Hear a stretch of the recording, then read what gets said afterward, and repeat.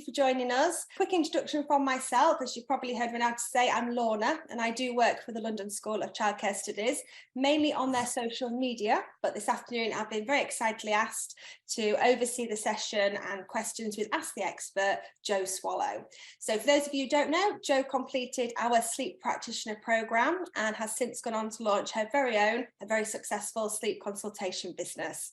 So we thought this would be an ideal opportunity to get Jo back to answer any of your questions and to learn a little bit more about her career and backstory.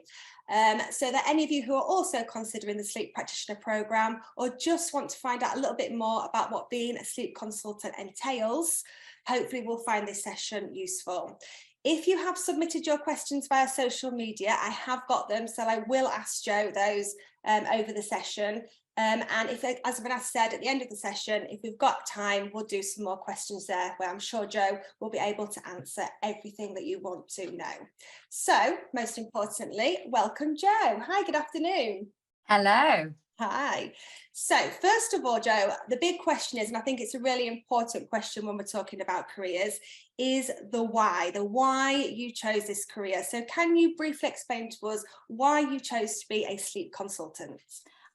Yes, I can. And it was a bit of a, it was not on the cards to start with, but when about 6 years ago, when my son was 6 months old, I was in a very, very sleep deprived state, and so got some professional sleep training advice for him, and it changed my life. Then off the back of that, I started helping others with what I knew. And then I sort of thought, right, well, I'm so enjoying helping other people and helping new mums and new dads and new people or not necessarily new mums and dads, just anybody who's in the sleep deprived state and really struggling with all the other things that have a knock-on effect when you're sleep deprived. I was so enjoying helping people. I was like, right, I need to do this properly as a proper career and actually, charge for it and do it as a little business on the side. It's also really good, which we'll go on to talk about, I'm sure, about to work around if you have a family. And off the back, it's so rewarding. Right. I often find actually some of the most rewarding jobs you don't expect to go into, but you just stumble across them, don't you? Yeah, I really did stumble. I really did stumble across this job. Yeah. But there are so many benefits to it, which we'll probably talk about. Yes. So when you first started up, Jo, what were your main challenges? What were the things that you worried about and the stumbling blocks along the way that perhaps could be a bit of advice for people? So there aren't too many stumbling blocks, but the one I was worried about was how I was going to manage parents who might not be easy to work with. So most parents, they ring you and they are like, I'm so tired, I'm so desperate for some help. And it's a pretty straightforward program. They wouldn't be calling you if they didn't really need you. However, there every now and then there's someone that is a little bit reluctant to do what you're asking them to do, or they might have their own strong opinions, which is fine. You just have to have your wits about you to manage them correctly. But they more often than not are just so happy to have you on side. So it's just managing people skills that you just need to get right, really. Yeah, and I suppose being a bit empathetic, because some of them are probably Absolutely. in quite harsh times in their lives with no sleep. It must be difficult. Yeah, and exactly that. And also, everybody's got a bit of a backstory, so there might be a really, really difficult thing that they're finding it very hard to not co-sleep with their child anymore. I mean, not that I'm anti co-sleeping, but they usually call me because they don't want to co-sleep anymore and they want their child to sleep independently, and no one in the family is getting good sleep because they're all in the bed together. So very often it's a big thing for them to take that step away, and so you have to be really sensitive and careful with how you word things. And also, people quite like the way I work because I've been there. So I'm a mum and a sleep practitioner. Yeah, I think that works really well, doesn't it? So you know where they're coming from, sort of thing. When you decided, Jo, to become a sleep consultant until when you launched your business, what was the sort of time frame of that? Oh gosh, so the course was I don't know if it still is, because I did it during COVID, so I think the course was 10 weeks. I don't know what it is now, because it might be more. This was all online. Then my husband built me a website, and then I think I was up and running 6 months later. Oh, that's brilliant. Yeah, that's really good. And what sort of hours do you work a week? So I work completely random. So I work the way I work is it's all word of mouth for me, because where I live, it's lots of young families, and I sort of word just gets around quite quickly. So it's probably easy to say on a monthly basis. I have a very young baby, and I have a 6-year-old at school, so I do it very much around them. Per month, I can sometimes have 1 client a month, and sometimes I can have 4. In that, I offer a 2-week support program, which we'll also go on to talk about. So 4 clients in a month is a lot, because I give them a 2-week support program plus being a mum with a baby. So if I was to do more than 4 clients a month, it would probably get quite a lot. However, 2 to 3 to 4 is brilliant. So that's per month. So yeah, I'd say good, one a week, sometimes not quite that. Brilliant. Is there something that now you're in the business and you're experienced at it that you wish you knew before you started that you know now? Ooh, question. That's a hard one, because actually the course was so thorough, and it's a high level course, so you come away with quite a high level of sleep training, and I think when you're so passionate about something, it's really it just flows really well. I mean, I'm not particularly academic, but I did pass this course with quite a high mark, which I was really chuffed about. Super. So, but when you're passionate, but if there's anything I knew, I mean, I learn on the job as well, to be totally fair. Each client throws me something new. But I think the course was so thorough. I was really chuffed with how much knowledge I came with, way more knowledge than I thought I would. Oh, that's brilliant. It's really good. What do you love about the job then? If someone said to you, why should I become a sleep consultant? Why should they do it? Probably 2 main reasons. One is the reward of turning someone's life around, especially when you've been where they've been, particularly new mums who are really struggling. And it's, as any new mum will be able to say, it's so tough when you first enter the world of parenting. And so turning their life around and making them realise that it's nowhere near as hard as they think it is, because sleep affects so many other parts of your life. So, in fact, every other part of your life. It affects your mental health, your physical health, the way you eat, the way you exercise. If you haven't had a good night's sleep, everything else goes to pot. And so therefore my real passion is helping how people feel, but sleep being really important in that is why. So the whole sleep practitioner side of it, of course, I'm very interested in the whole sleep thing and getting everybody good quality sleep, but the bigger picture is much more important to me, is the quality of life that it creates, the quality of how well you parent, and how your children's behavior is affected by lack of sleep, how your behavior is affected by lack of sleep. So for me, it's all about the whole big package. So when I say to someone, I'm a sleep practitioner, I think the first thing they probably think about is, oh God, why would you want to do that? But actually, if you look at it, it's massive. It's kind of more of a mental, physical health, and everything, really. Yeah, it's really important, isn't it? Definitely. So important. Yeah. And I suppose it would sort of direct you into sort of opening your business up into other things as well, which is great if that's what you're passionate about. Exactly. It's not really working with children, it's working very much with the parents. I love working with children as well. As I was just saying to you, I'm about to open up a childminder as well, part-time. But for me, the helping the parents is something I'm really passionate about, because it changed everything for me once I got help. It made me a much better parent. Yeah, definitely. Yeah, and that's a good thing about the role as well, where you can take on other things as well. So you've mentioned about obviously going into childminding as well as the sleep consultancy. I'm a childminder and I also do other things. So they're great roles, aren't they, to be able to adapt and change to what you're interested in. And it's a knock-on effect. It is a knock-on effect. Yeah, you're right. We've talked about what you love about it. What would you say are the main challenges of being a sleep practitioner?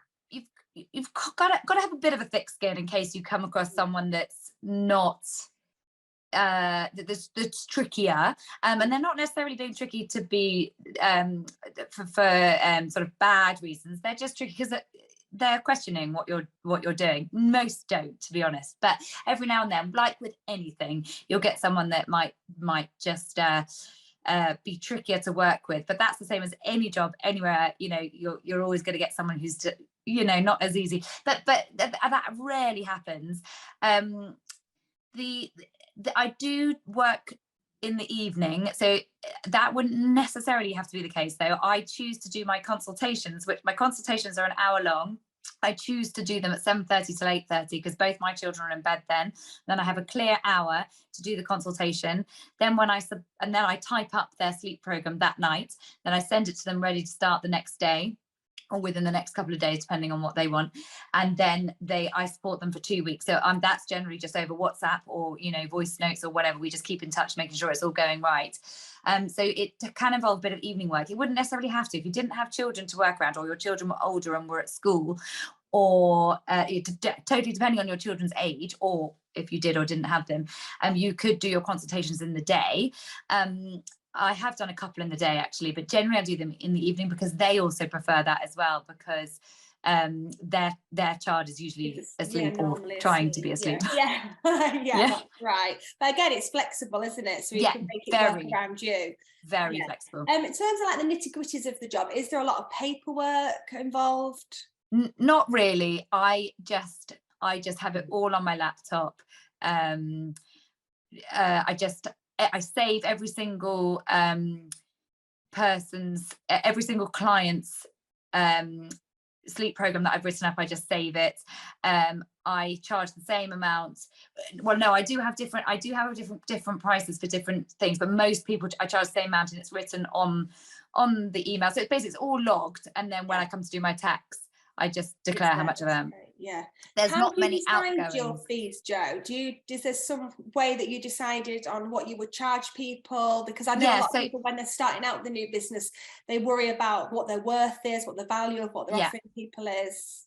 Yeah, I did worry about that. I did lots of research into that. So I looked at who I used 6 years ago, and she is now like top dog in the industry. Okay. So I didn't go anywhere near her prices.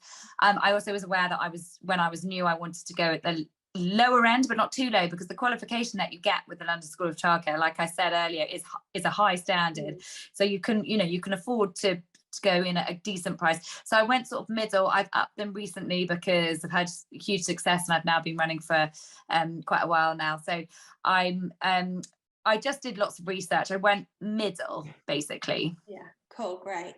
How do you find it sort of in regards with working around your family? Because you said you've got a young family, and a bit like myself being a childminder, a lot of people don't have to have children, but a lot of the times when you speak to other sleep consultants and childminders and people like that, they have got small children. So how do you find it working around a young family? So it's easy because I do the consultation in the evening when they're in bed. Then so I get probably 2 or 3 nights a month I'm working quite late, sort of 10 till 10:30. But when you over a whole month, depending how busy you are, obviously if you were much busier than that, you might end up working quite a few nights. But for me, I just prefer it because I just know I haven't got to worry about my children being around. I can't concentrate when my children are around. And then the busiest time is once I've sent them the program. For about 2 to 3 days, I'm on my phone a lot to them because they just want to check in. But once it's sort of up and running and they've got the program on the go and the sleep starting to get better, I don't hear from them a huge amount. So it's kind of busy for the first couple of days when you start a new client, but then that's it. You kind of just check in, make sure they're okay. It's more of being really friendly and just chatty to them after that. Yeah, I think that's a massive part of it, actually, isn't it? Because I always say people buy from people. So if they feel safe with you and secure with you, building that relationship, isn't it? I generally end up becoming friends with my clients most of the time. Yeah, I can imagine. Their counsellor. Yeah, exactly. Yeah.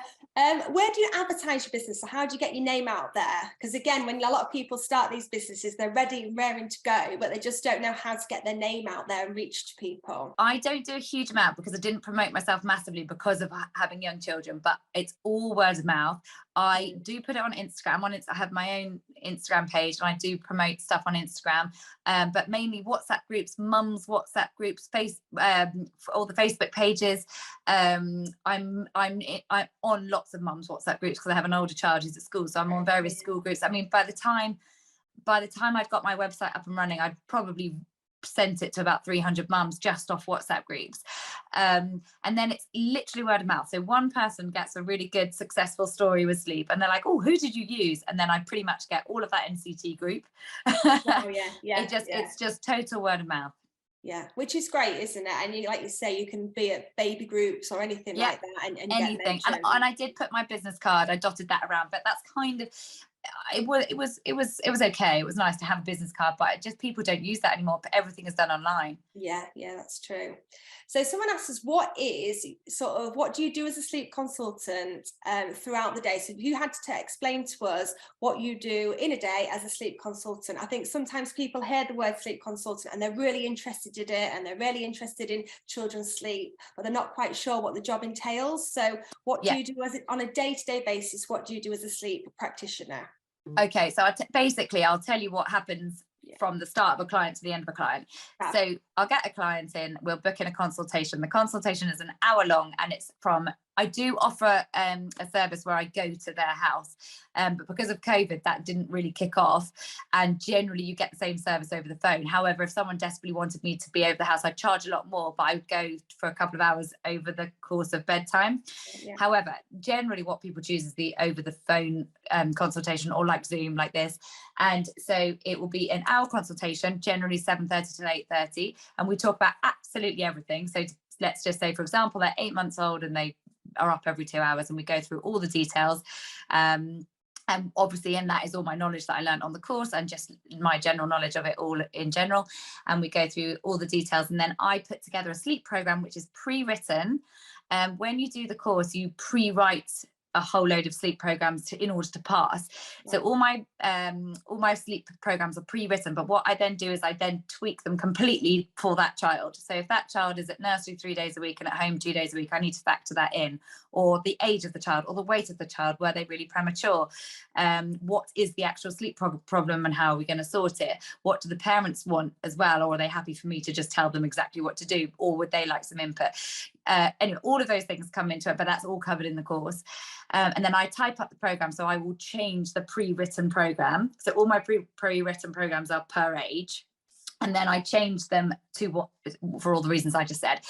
And then I send it over to them. They then get back to me either that night or the next morning and say, brilliant, yeah, we're ready to go, we've read through it. And then they pay me. And I was just about to say that, do you ask for payment before you obviously send everything over? I do ask for payment on the day. Sometimes it's a bit late, but I'm quite relaxed. They always pay. I do ask for payment on the day though, because it's just easier to keep tabs on it, and then you're not chasing it. I recommend doing that just in case. I do. And I think sometimes, because we like helping people, we can let ourselves run away a little bit sometimes with that, can't we? But at the end of the day, it is a business. So it's good to remember, isn't it? Absolutely. And also really important to remember with sleep training is, once someone's paid, it sounds funny, but once someone's paid, they're much more likely to really stick with it. It's like an exercise program. Exactly. Once you're paid, you'll do it. Yeah. If you paid for your gym membership, you're going to go to the gym. If you haven't paid, you probably wouldn't bother. Exactly. Yeah. So then they pay me. Then the first night is usually the trickiest, because that's when they're changing all their sleep habits that they've got into. So then I'm on, messaging like, good luck, keep going. I become a personal trainer to them. And then I check in. So let's say, for example, it's a 6-month-old. There's usually 3 naps involved and a nighttime involved. So I check in at every nap and then we chat through anything that needs to be changed. If it's a sort of 1.5-year-old who's only having 1 nap, then I don't need to check in once in the day, but I check in quite a lot in the first couple of days. And then once it's up and running and going well, which it usually is after the first couple of days, I still check in quite a lot, but it's usually quite quick. Like, how's it going? Yeah, went well today. Or whatever. If it isn't going brilliantly, and for really normal reasons, then I sometimes drop them a quick call just to put their mind at rest that there's nothing to worry about. So in answer to the question, it's sort of an evening's worth of work, then sort of quite a bit of phone contact for 2 to 3 days, maybe 4 to 5 days. And then the phone contact fizzles out, but then it might be upped again. The other thing to be aware of is, once you've had a client for 2 weeks, and I'll stay for longer if they need it, but they very rarely do. But it's not like 2 weeks is over, right? That's it. And if they still need a little bit more support, I'll just give it to them.